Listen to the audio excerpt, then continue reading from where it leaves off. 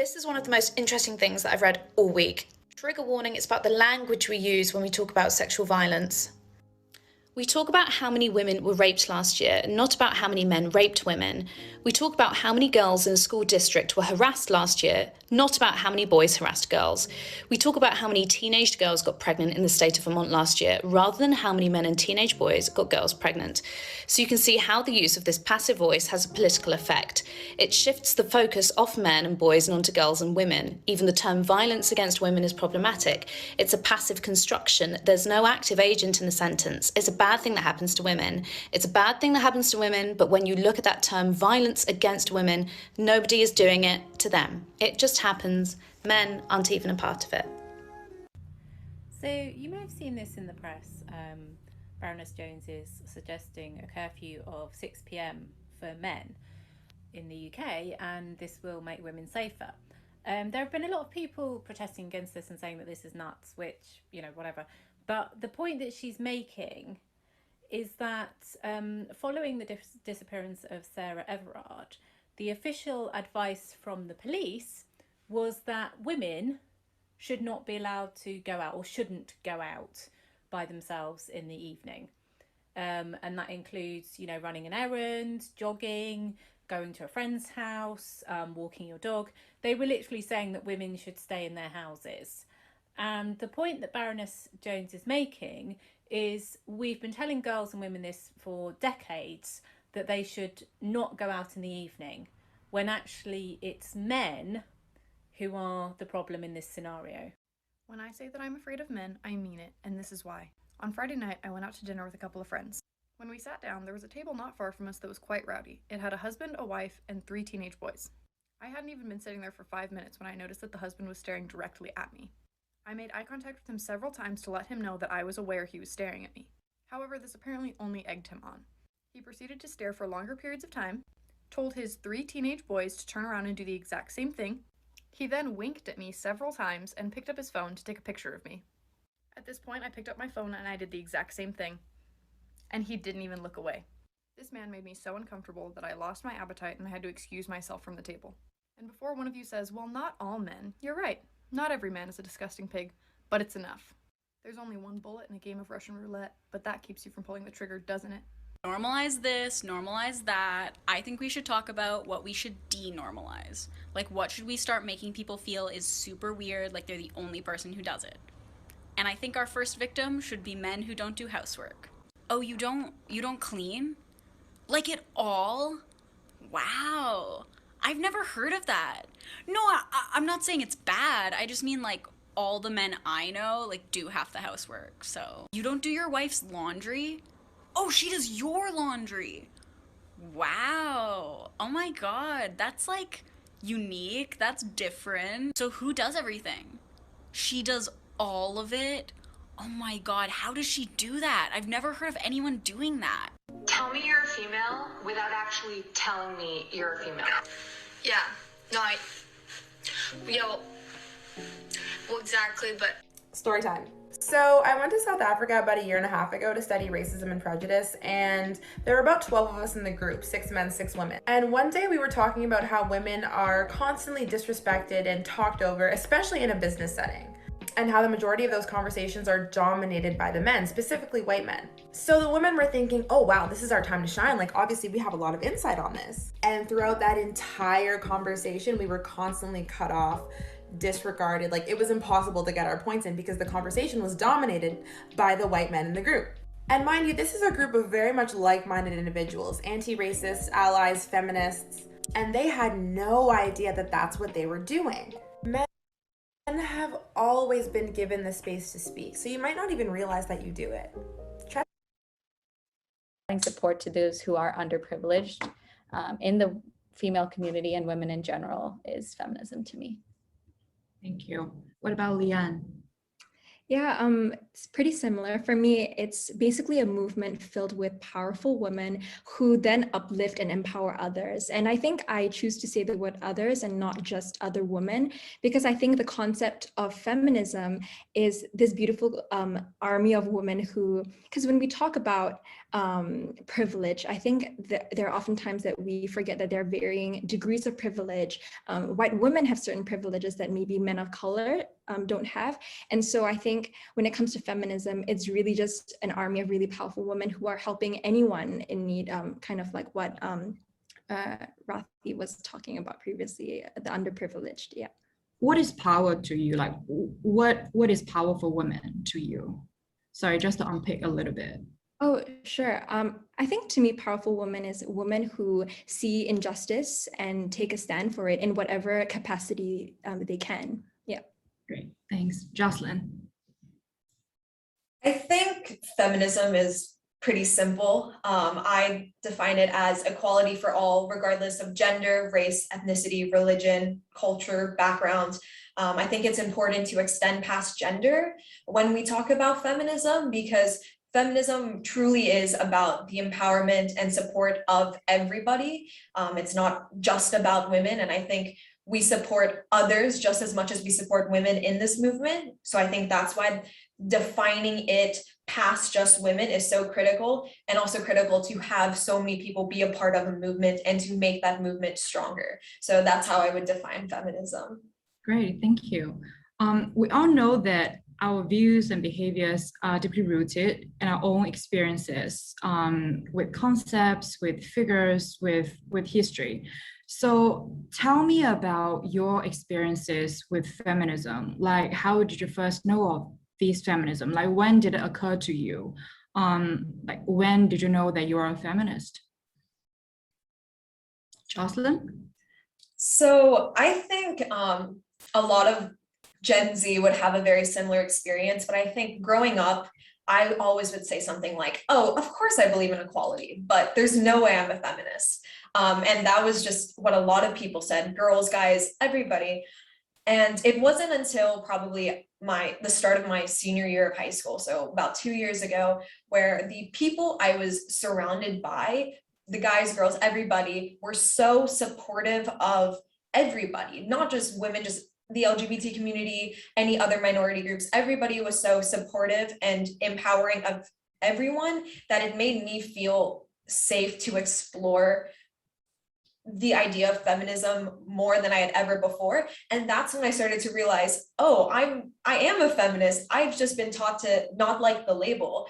So I think once I was put in a space where I felt comfortable to look at something that once made me so uncomfortable, I was able to realize that the label was just what was villainized. And moving forward from then, I've learned how much my younger self was really impacted by the media and how the media impacted my views of feminism. And I've been able to kind of wash that away and rebuild my own sense of feminism in the last 2 years.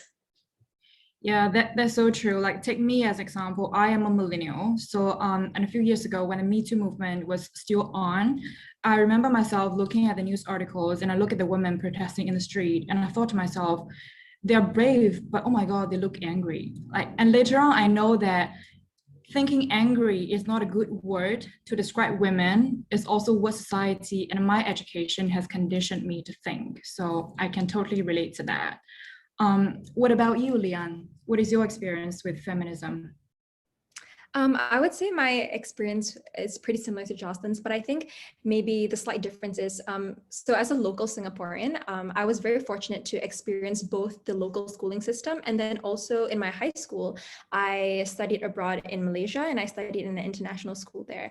And I think it was when I started being put in that environment, that more international, to a certain extent, more westernized environment, that I felt more comfortable in exploring topics like feminism, which then got me to reflect. The other day, I was just thinking that, you know, the idea of feminism being a very Western ideal and a Western concept is a very much real thought that a lot of people, maybe in Asia, maybe in a lot of other more conservative parts of the world, do definitely think.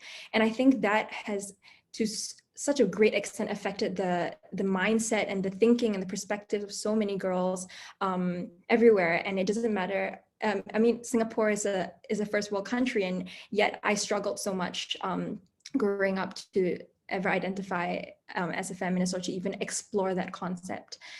So yeah, definitely think that more spaces and conversations need to be made. Yeah. Thank you. Joslyn, you are the only guy in the panel, and you're also the youngest. What's your story?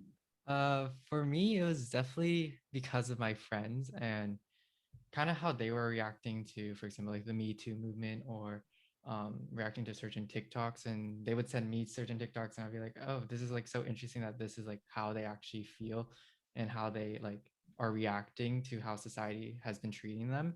And I think coming from like a personal like place, I think I just felt a lot of sympathy for them, and the fact that I can never actually feel exactly how they feel because it's something that I probably will never ever experience firsthand. So just realizing that this is something that they will solely go through and something that I can't really experience with them is kind of made me reflect on how I can essentially just make their experience a little better and make them feel a little better. So it was a lot about my friends, about my mom, my sister, and everyone like that. So just having women in my life and saying, I want them to feel as amazing as they are, and what society has been doing for centuries is not doing that. I think that was really my eye-opening experience. Even it means that you might be losing some of the privileges that you have been having. Great. Hi, Radhe. What about you? I think I resonated a lot with what Leanne said about how like some of the more conservative parts of the world, feminism and its teachings are a little bit different there. And for me personally, my family is like, my parents are like first generation moved out of the country, out of India. And every year we would go back and I would like feel lucky that, oh, I'm able to live this life. And I like see my cousins, and for them, feminism is my parents let me go to school and get an education because I'm a girl, that doesn't matter anymore. Because that's how it was, right? Like their parents, it was like, you're a girl, you can't go to school, but now you can. And I would be like, oh, I'm so lucky. I get to do this and more just because I'm in a more westernized part of the world where there's more developments. I think the first time that I actually realized that feminism is something more than that is when in 2014, Emma Watson had this really popular speech for the He for She campaign for the United Nations. And that's, I think, the first time that I learned what feminism was, some of the definitions of feminism, about how it wasn't just about females and also about men. And that like prompted me more to, learn more about it and see how that applies to my life. And I think that was the starting point for me to learn more about feminism and see how that applied into my life. Thank you. And then another question is there, because now the feminism is like such a broad concept, like it can be very simple, but it can be very complicated. And different people, like it means different things for different people, and different people like do it in different ways to advocate feminism.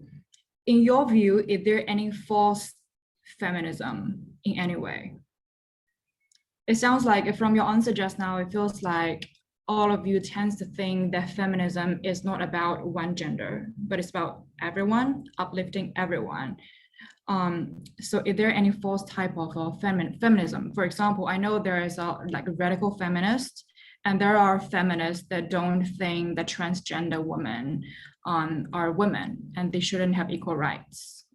So just, is there any kind of false feminism?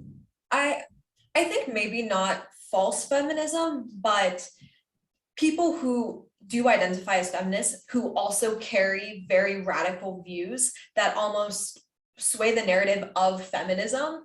So I think that people who have very radical views about like the term that gets thrown out a lot right now is kill all men. That's a very, very radical view. Some people use it as a joke. Some people are not using it as a joke.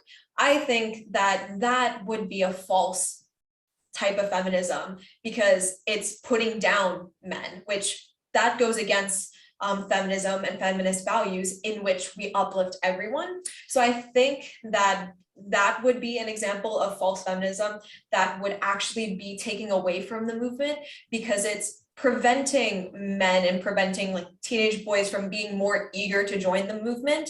So I think that is I think that's an ideology that takes away from the true values of feminism.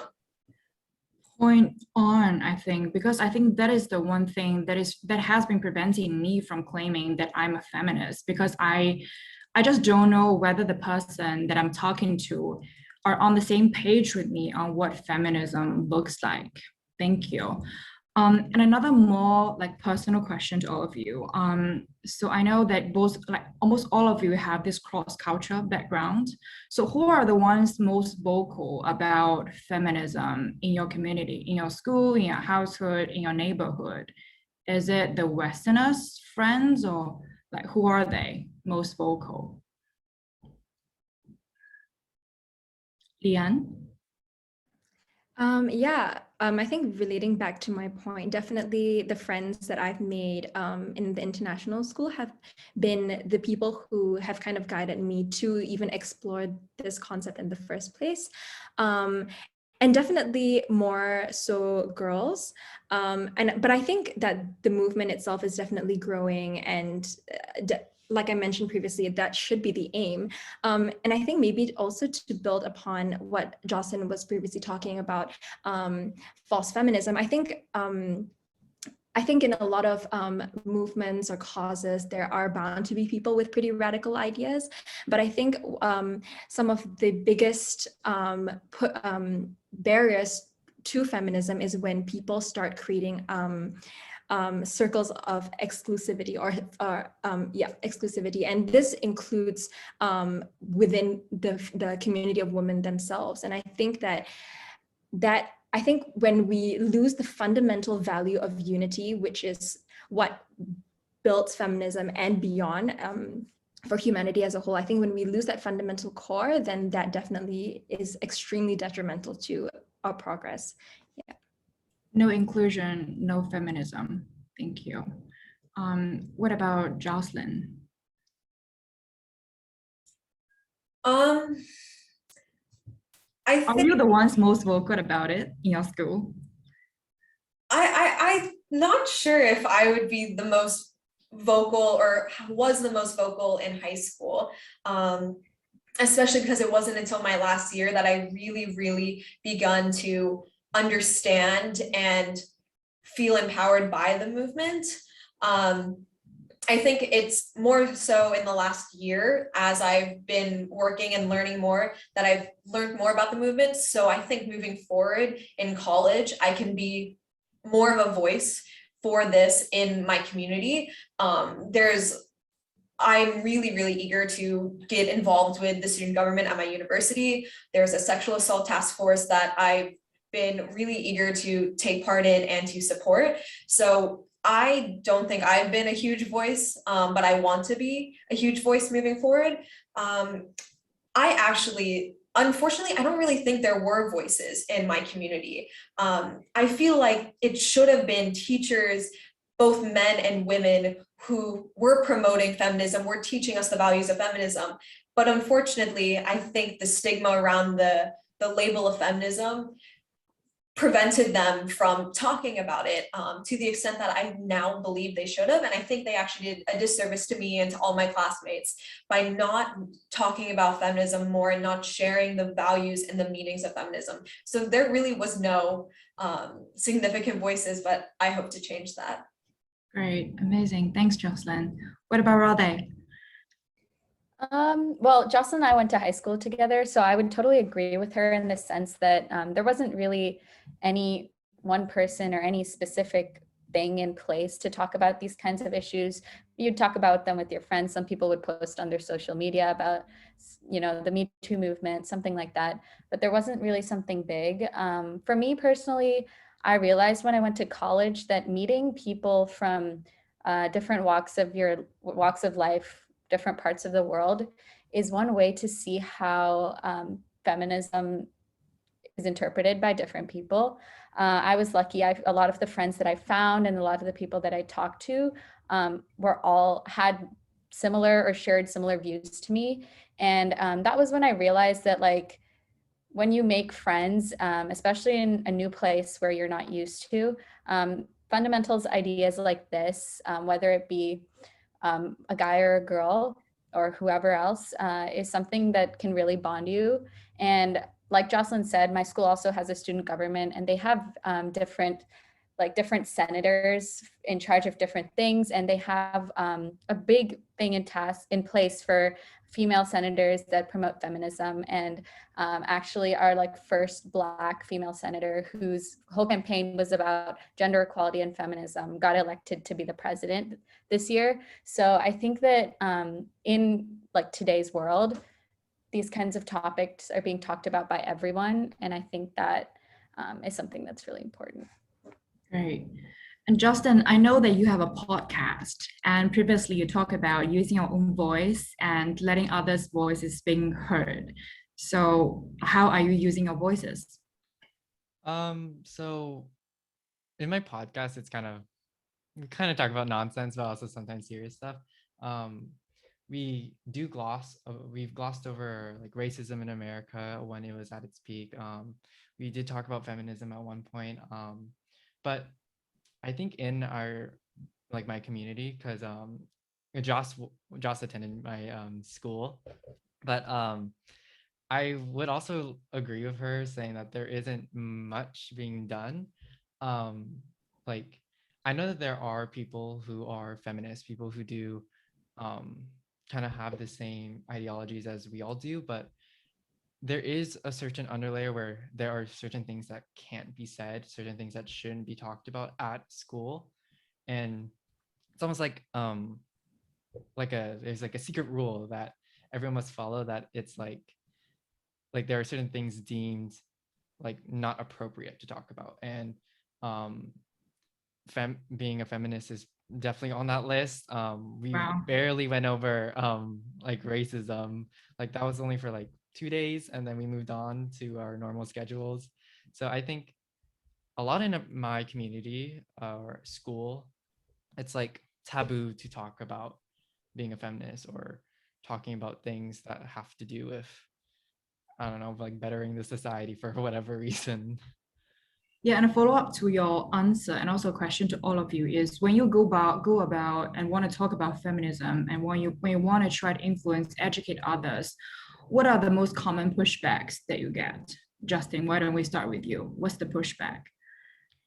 Well, I think Joss mentioned it at the beginning, how they're like, oh, like feminists, all of them are just angry. Like all of them just hate men. All of them, like, they're just so salty about like little things. And I think that pushback is so invalid, because it's the little things, like just like the fact that women, like everything is blamed on women. Like going back to that first TikTok where it's like it's always talking about how many women been raped, not how many guys have raped. And I think it's things like that, how like everything is pushed onto the women, that it's like everyone's very ignorant of the fact that like it's always been blamed on women, this whole entire like world, like this earth, this whole entire history has always blamed women for certain things. And I think that when they say that, oh, they're just like complaining about little things, and I was like, it's always been little things. It's just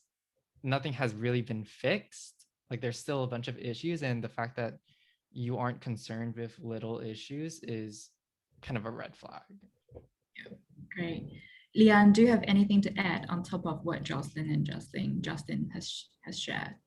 Yeah, I think just to build on what Justin mentioned, I think often, and again, I preface this by saying when I'm talking about this form of feminism and privilege in the sense of a more modern context, because obviously there are still a lot of parts of the world where girls have significantly less opportunities than some of us here. And so I think the most common pushback in more modern societies is that, well, women aren't necessarily falling back in many areas in education and in terms of opportunity wise. And I think that oftentimes when people say that, I think people or men sometimes forget that it's often the micro experiences that women face, I would comfortably say on a daily basis, that build up to a stark difference in the way we have to live our life in comparison to men, and the thoughts that go through our head, that even the safety checks that we have to do with ourselves on a constant basis. I think when we reach a point when we are at a point currently where women can't safely claim to be safe in any environment, I think then how can you say that we've achieved equality and we've achieved this big goal of equality of the sexes? Yeah. Thank you. And moving on to a different question, I think a question that is important for most of the people that join the session, who are hiring managers, like maybe someday, or the employers, a leader of the company. So carrying these views of feminism with you and being a feminist, what is important to you when you are choosing, making decisions on your career and your employer? Radhe, I know you are aspiring healthcare professional. How has your view, your identity affected your career decisions? Yeah, so as I said earlier, I've had a lot of strong female role models in my life, especially my mother. She was the first female in her family to go to school, and she also became a doctor. And she would bring me along with her when I was younger. And I think that's where like my love for the healthcare field started. But I thought that I would explore something else. I didn't want to just decide and finish it at that. But as I started going along that field, not only my interest for that field, but the other strong models in that field, like recently my professor won a Nobel Prize. And that was something that was really inspiring. And then another thing that I've realized, especially going into the healthcare field, is that so many people have told me, like, look, there's more female doctors than there are male now. But then there's those little things like, oh, but they still make like 80 cents to $1, even though there are more of them. So like Leon said, there's like some little things that as you go along that are experienced differently by women than men. And especially in a career that is so stable like healthcare, because it's necessary regardless of what the situation is with the world. Equality for females and males in recent years has grown a lot, and I'm excited to see where it grows as I go into it. So that's one of the little things that I've seen. Thank you. Joslyn, you will be majored in political science. How does your identity as a feminist are influencing your decision making? In terms of doing a political science major? And also like potentially future when you choose an employer, like who to work for. Sure. I think for starters, in a political science major, I have, as someone who has very strong feminist views and is not about to back down from a disagreement, I know there's going to be a lot of debates and a lot of arguments that I'm going to have to make. And it will be a very stressful time because political science is still pretty heavily dominated by guys. I don't know for all schools, but at my university, when I look at the breakdown between girls and guys in my classes, it's mostly guys. In terms of employment in the future, I'm not scared to have a male employer. I'm not nervous about it, as long as they are supportive and would consider themselves to be a feminist. I think by automatically saying, no, I will not work for a man because I'm a feminist, again, is counterproductive to the cause and to the movement, because part of the movement is utilizing men and utilizing them to help grow and develop the movement. So I think it's more about what are their values, what are their opinions and their views, rather than what's their gender. Look beyond the gender. Thank you. Justin? Sorry, I know that maybe you're a bit early on that journey because you're a senior in high school, but if you have any views, feel free to share. Well, for me, I think it's kind of, I go a play by ear mentality. So, for example, at my school, there's honor societies. So it's like kind of like bragging rights with that you're like really smart. And then if you get in them, you can just brag about it. But you elect your officers and your presidents within your honor society. And for one honor society, which was science, or the science honor society, one of my friends, she was applying to be an officer, and for me, I was like, you're so overqualified for an officer, like you should get it immediately. And she told me how she wasn't expecting much, because when the officer results came out and she didn't make it, I was like, well, what happened? You were so overqualified. She said that every year the guys tells everyone to not vote for any girls, and she told me how like that's why she wasn't expecting much. And she said like it's been like this the whole entire time she's like been in the honor society. And she says, she said it's kind of a tradition at this point. And at that moment I was like, I don't want to do this anymore. So I talked to the teacher. I was like, you need to address this, because like I get it, like it's an honor society and it's something that I'm supposed to be proud of, but because that happened, I don't even want to be associated with it, because I just found it so like gross and so like demeaning. So yeah, I told her that I really just didn't want to be a part of it anymore. And this teacher sponsor said that she would talk to everyone, and that's how I've been playing it. So if I hear something's off and there isn't any change, then I just choose rather to not associate with it, even if it'll help me in the long run. I just think that my ethics should be above my reputation in like academics and stuff like that. For you. Thanks, Justin. What about you, Leanne? You study environmental science, your interest in sustainability and community building. So that is something that I think can relate to many people listening to our session right now. What is your criteria when it comes to choosing a career or employer?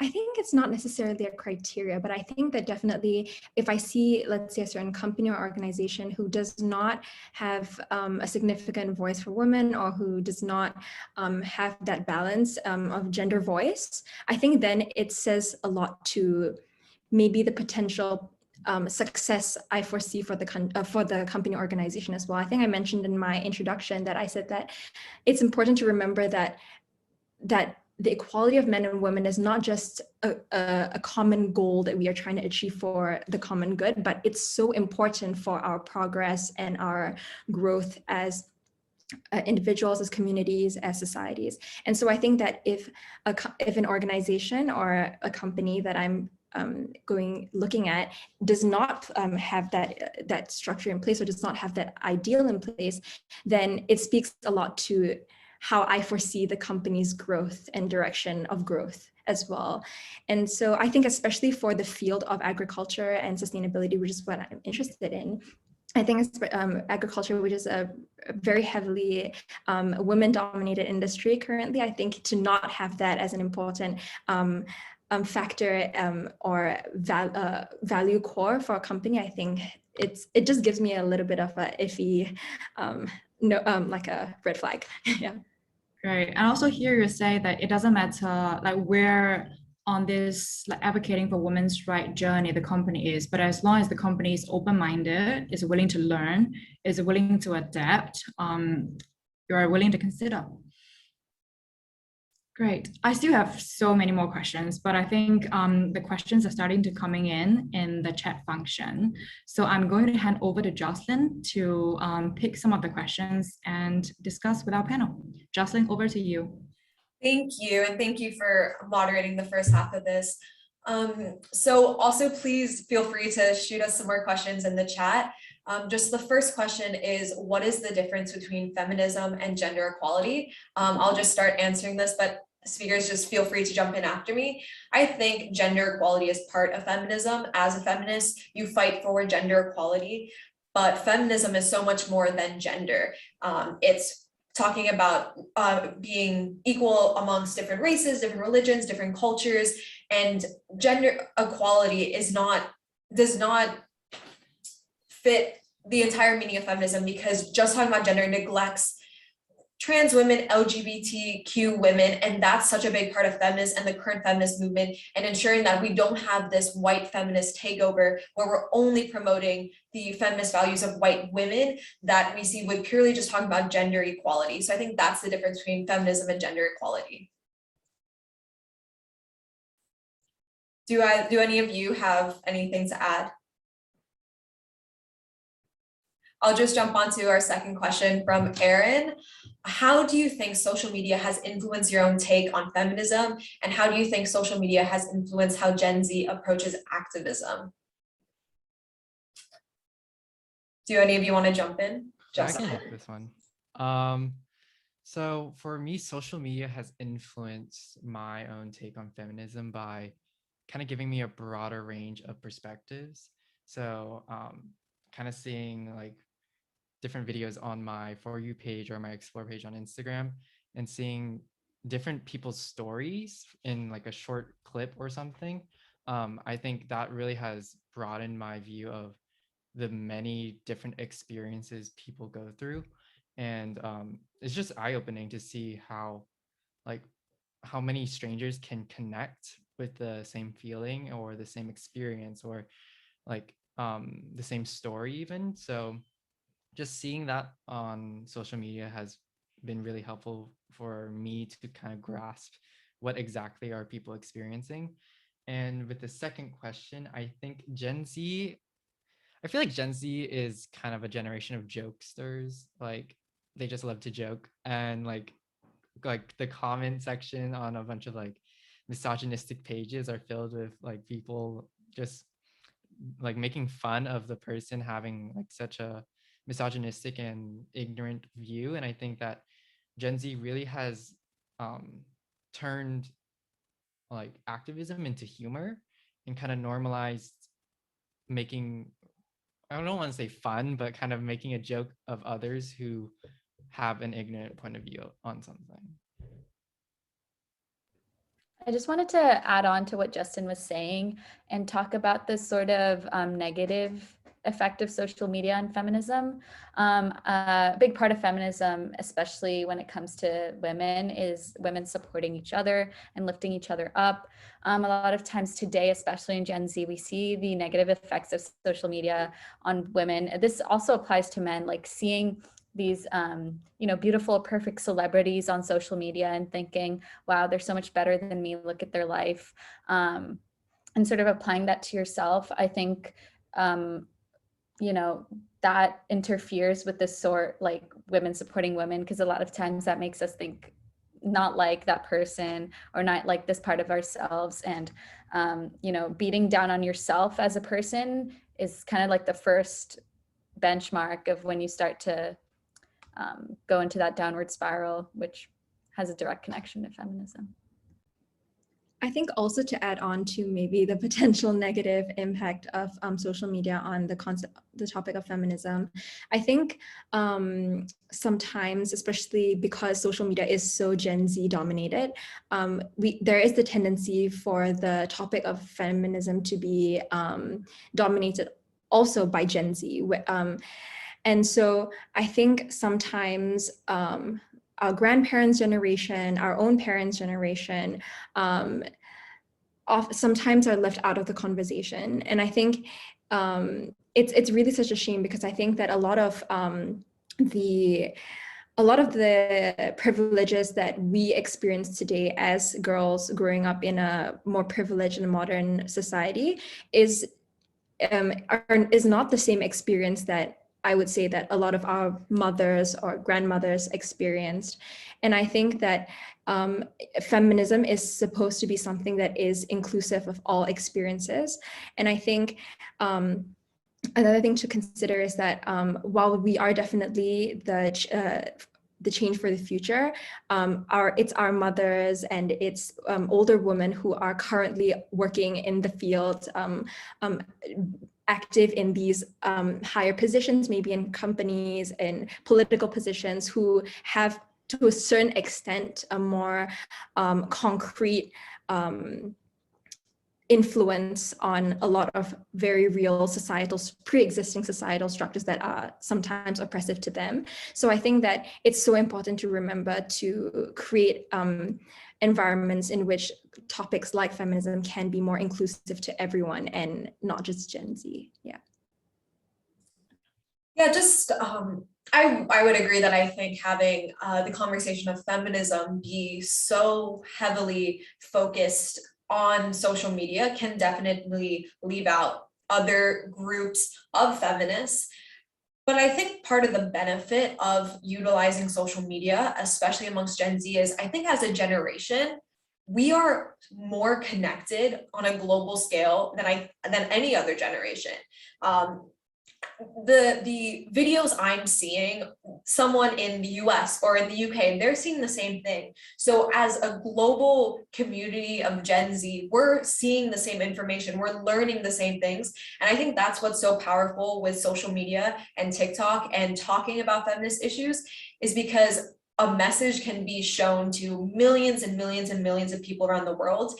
And even just getting a message across and helping just one person learn more and get more sympathy for this movement is how greater change is going to happen. So just moving on to the next question, who are some of your feminist role models? Would anyone like to start off? Okay, I'll start to keep it moving. This might not be the most popular role model, but I would say Taylor Swift. If you look at her interviews, she talks about feminism and inequalities in the music industry all the time. One of my favorite quotes from her, she's talking about how the dialogue in the music industry is so different between men and women. So what she says is, if a man does something smart, it's strategic. If the woman does the same thing, it's calculated.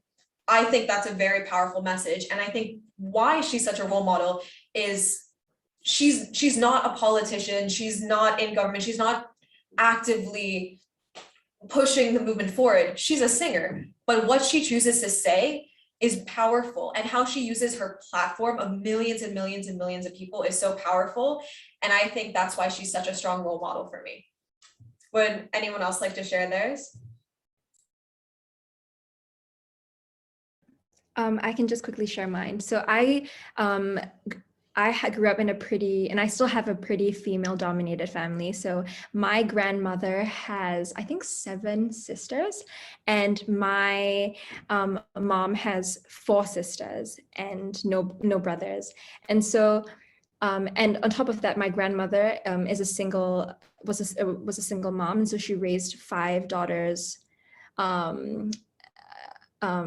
herself, and they weren't very privileged growing up. So she obviously experienced lots of adversities growing up related to gender as well. And so I think and the reason why I say them is because particularly during my exploration of the topic of women empowerment and the equality of men and women, I related a lot to their suffering, and I always reflected on them as a source of motivation for myself as well. And I incorporated that motivation and that reflection of my own family into a lot of work that I did regarding gender. Yeah. Radhe, Joslyn, would either of you like to share? I can go real quick. I've had a lot of role models, but like Leanne, I have one in my family. My grandfather on my mom's side had 8 daughters and 1 son. And so like my mom was one of the younger ones. And so her older sisters, one of them like wanted to go to university. Like she's like, I'm going to go. And no one was stopping her except for the school. Like my whole family was supportive of it. And she and her friends wanted to stay there, but they were kicking her out. And this is in like a small village in India. And she and her friends like did sort of like a sit-in. The whole thing, like the police came and she got arrested. And today she's a single mother. And it's like one of the most inspiring stories I've heard. This happened in like the mid 1900s. And so hearing someone like that I'm close to be able to do that, a lot of times gives me inspiration and bravery to do some small things that, anyone may be afraid to do.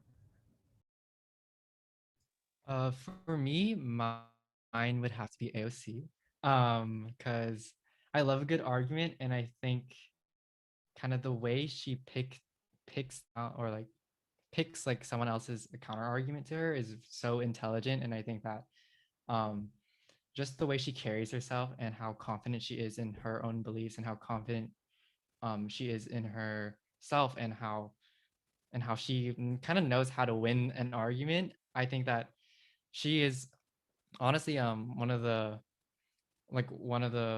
most I think the best chance we have like in the United States, because I really hope she goes for president. But I think that she just has such a way to carry herself that's so respectful of others, but also she knows how to get to the point. And I think that's a really good skill to have, especially when you want to talk about either being a feminist or environmentalist or anything like that. I will say AOC would be my second choice. I think any woman who can talk about US politics while doing a Vogue makeup tutorial should be everyone's role model. So just the next question, would you consider your mom and dad feminists? Since my mom sent this question in, I'll just go ahead and start. I 100% think that my parents are feminists, even if they're not calling themselves feminists on the day-to-day basis. I think the way they've raised me and the way they've raised my sister and my little brother really show that they are feminists. I think my mom is clearly a feminist. She does so much with empowering women, both as part of WOMAG and in her day-to-day job. I think that's very explicitly clear. With my dad, I think it's more so how he's raised me and taught me to be strong, and has empowered me. And I think even without explicitly saying, oh yeah, I'm a feminist, I want you to be one too, he's raised me to feel that I can be a feminist and feel proud to be who I am, to be confident, to be powerful, to be outspoken. And by him giving me that confidence to do so, shows me his values and that he is a feminist. Would any of you guys like to share about your parents?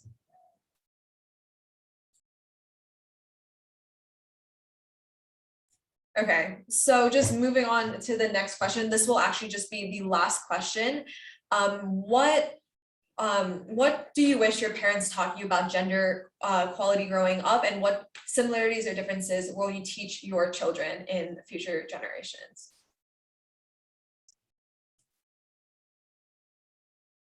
I think I can go first. My parents and my grandparents, because they also brought me up, put a really big emphasis on feminism being tied to education. I think like I can see that now learning about history, a big part of, especially where I come from, the feminism is based on education. I think that they've tried to support me in every single way that they can when it comes to education. And they said that you can learn whatever you want, it doesn't matter. And that was their way of showing feminism to me. And that's one really important lesson that I'll keep with me and continue to teach to my children. But in addition to that, I also want to add like societal feminism, Gen Z feminism, a lot of things that are really important today, such as treating your son and your daughter the same way. Like if you're going to give your daughter a curfew, the son should have the same one, That's something that's a little less emphasis put on right now, but I think moving forward, it's something big that I don't think should be left alone. Justin, Leanne, do you either of you? Oh, sorry, Leanne, you unmuted yourself. Go ahead. Oh no, sorry, Joslyn. Actually, I was just thinking, relating back to something I also mentioned in the beginning about how we should always be striving to uphold this standard in every aspect of our life. And I think this relates back to education, because when we think of education, where do we educate? Is it in the home? Is it in school? And I think it's everywhere. I think it's in our communities, when we interact with each other in our communities. I think that education, gender equality as a concept cannot be reinforced and taught from a single arrow, whether it's just in school or just at home. It needs to be reinforced in every aspect of children's lives. And I think that's how more sustainable and organic transformation will really happen.